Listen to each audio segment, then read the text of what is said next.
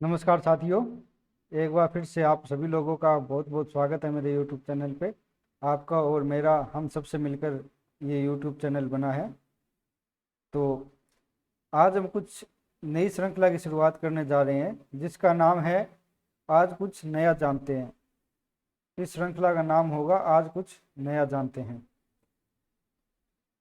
आप सभी को ये तो मालूम ही होगा कि मनुष्य की प्रकृति एक जिज्ञासु प्रकार की होती है, यानी उसे प्रतिदिन नित्य नए डेली कुछ ना कुछ नया जानने का मन बना रहता है कि मैं कुछ नया जानूं, इसके बारे में जानूं, उसके बारे में जानूं। तो इसी चीज़ को ध्यान में रखते हुए आज मैं सीरीज लेके आया हूं जिसमें आप और मैं हम दोनों मिलकर प्रतिदिन कुछ ना कुछ नया जानने का प्रयास करेंगे, किसी न किसी चीज़ के बारे में जानने का प्रयास करेंगे। तो आप लोग मुझे कमेंट करके ज़रूर बताना कि आज कुछ नया जानते हैं ये श्रृंखला आपको कैसी लगी। और आज का जो हमारा टॉपिक होगा कि आज हम किसके बारे में जानेंगे, वो जानेंगे हम मापुटो। मापुटो क्या चीज़ है, मापुटो प्रोटोकॉल क्या चीज़ है ये, तो इसके बारे में आज पूरा जानने की कोशिश करेंगे। तो आप मुझे प्लीज़ कमेंट करके ज़रूर ज़रूर बताइएगा कि आपको ये सीरीज कैसी लगी। प्रतिदिन डेली इसमें कुछ ना कुछ टॉपिक के ऊपर हम छोटी छोटी वीडियो बनाते रहेंगे, 2-4 मिनट की, 5 मिनट की, और कुछ ना कुछ नया जानने का प्रयास करेंगे। मनुष्य की जिज्ञासु प्रकृति को ध्यान में रखते हुए मैं ये सीरीज लेके आया हूँ। ठीक है, तो आप वीडियो को ज़्यादा से ज़्यादा इसको शेयर करना, चैनल को सब्सक्राइब भी कर लेना। तो चलिए शुरू करते हैं। आज जानते हैं मापुटो प्रोटोकॉल के बारे में। मापुटो क्या चीज़ है, ठीक है।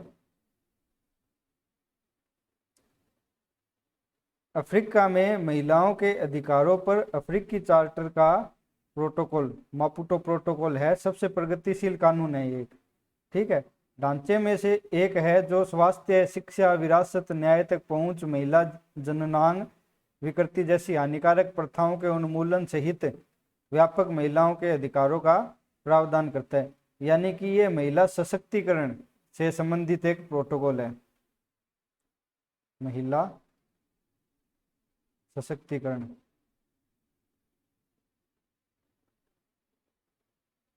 हमारा जो अफ्रीका महाद्वीप है, उस अफ्रीका महाद्वीप के देशों ने मिलकर एक प्रोटोकॉल बनाया है जिसमें कि अफ्रीका की जो महिलाएं हैं उनको हर तरह से प्रगतिशील बनाया जा सके, उनके अधिकारों का संरक्षण किया जा सके, ठीक है। अफ्रीकी चार्टर है ये एक। स्वास्थ्य के क्षेत्र में हो, शिक्षा के क्षेत्र में हो, न्याय के क्षेत्र में हो, किसी प्रकार की कुप्रथाएं जो चल रही है उन क्षेत्र में हो, किसी प्रकार का क्षेत्र हो, वहां पर महिलाओं को सशक्त बनाने के लिए एक प्रोटोकॉल लाया गया था। 11 जुलाई 2003 को अफ्रीकी संघ की असेंबली द्वारा अपनाया गया कानूनी रूप से बाध्यकारी। यह प्रोटोकॉल लागू होने वाली सबसे तेज मानवाधिकार संधि है। ये एक मानव के अधिकारों का संरक्षण करने वाली संधि है। और इस तरह की जो ये संधि होती है बहुत ही अच्छी संधि होती है। हर देश को इस तरह की संधियों को अपनाना चाहिए जिससे कि हर एक वंचित वर्ग का विकास हो सके, वो मुख्य धारा में शामिल हो सके, ठीक है। और जानते हैं इसके बारे में। तो इसी के संबंधित अभी एक हाल फिलहाल में रिपोर्ट आई है।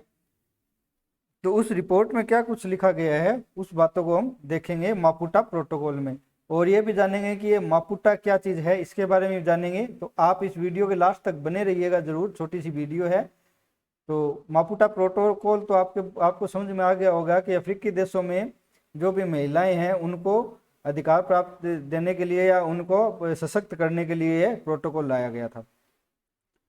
मापुटो प्रोटोकॉल ने कुछ अफ्रीकी देशों में महिलाओं के अधिकारों को बढ़ावा दिया। इन देशों ने भेदभाव के खिलाफ कानून बनाए जिसमें बेनिन का जेंडर समानता परिवार कोड बहु विवाह को प्रतिबंधित करता है। सिएरा लियोन की जबरन विवाह की रोकथाम और इथियोपिया का स्वास्थ्य विस्तार कार्यक्रम प्रस्तुत है। यानी कि ये सब क्या है, अफ्रीका के देश है। अफ्रीका जो महाद्वीप है उसमें जो देश हैं अलग अलग, उन देशों के नाम है इथियोपिया, सिएरा लियोन, ठीक है।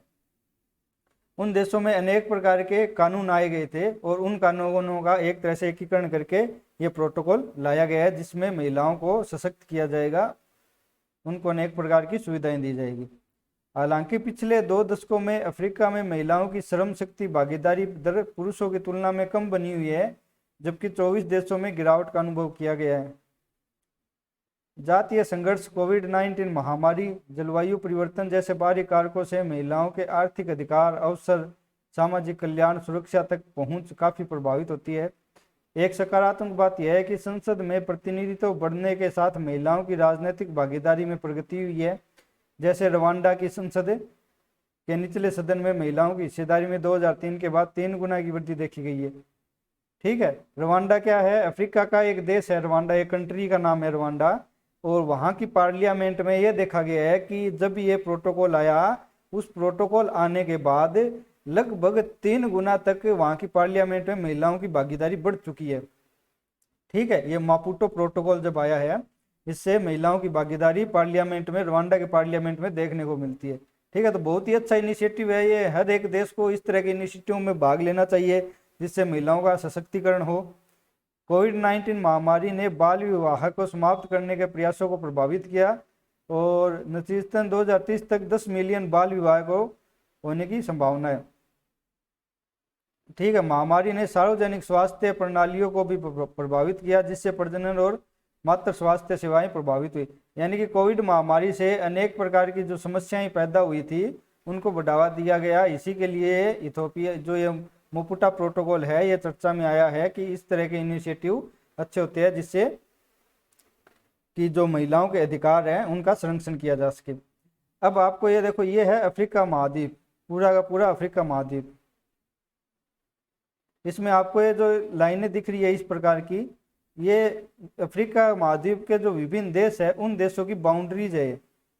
जैसे कि हमारा भारत है, भारत की एक बाउंड्री है, उसी प्रकार की ये बाउंड्री है अनेक प्रकार के देश है इसमें। ठीक है, तो ये जो रेड कलर में दिखाया गया है ये वो देश है जिन्होंने अभी तक इस तरह के प्रोटोकॉल को अपनाया नहीं है, और बाकी जो व्हाइट कलर में है ये वो देश है जिन्होंने इस प्रोटोकॉल को अपना लिया और महिलाओं के लिए वो अच्छे कार्य कर रहे हैं। ठीक है,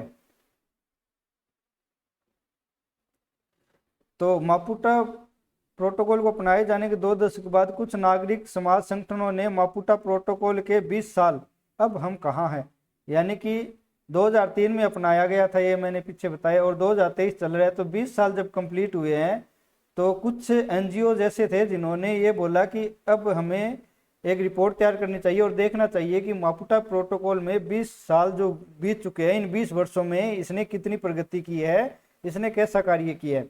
इस शीर्षक से एक रिपोर्ट निकाली। इस रिपोर्ट में क्या कुछ कहा गया वो मैंने आपको ऊपर बता दिया है।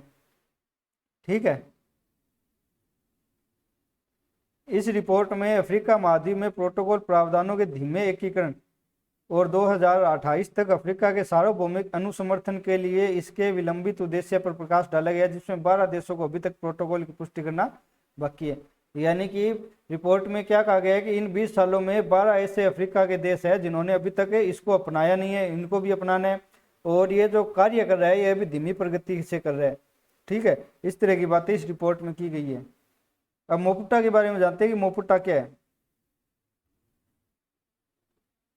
मोपुटा, जिसे पहले 1976 में लोरेंको मार्क्स नाम दिया गया था, यह मोजाम्बिक अफ्रीका महाद्वीप में एक देश है मोजाम्बिक, उसकी राजधानी है और वहाँ का सबसे बड़ा शहर भी है मोपुटा। तो वहाँ पर अनेक अफ्रीकी देशों के जो प्रतिनिधि थे वो इकट्ठा हुए थे और वहाँ पर इस प्रोटोकॉल को जो हस्ताक्षरित किया गया, माना गया, बनाया गया।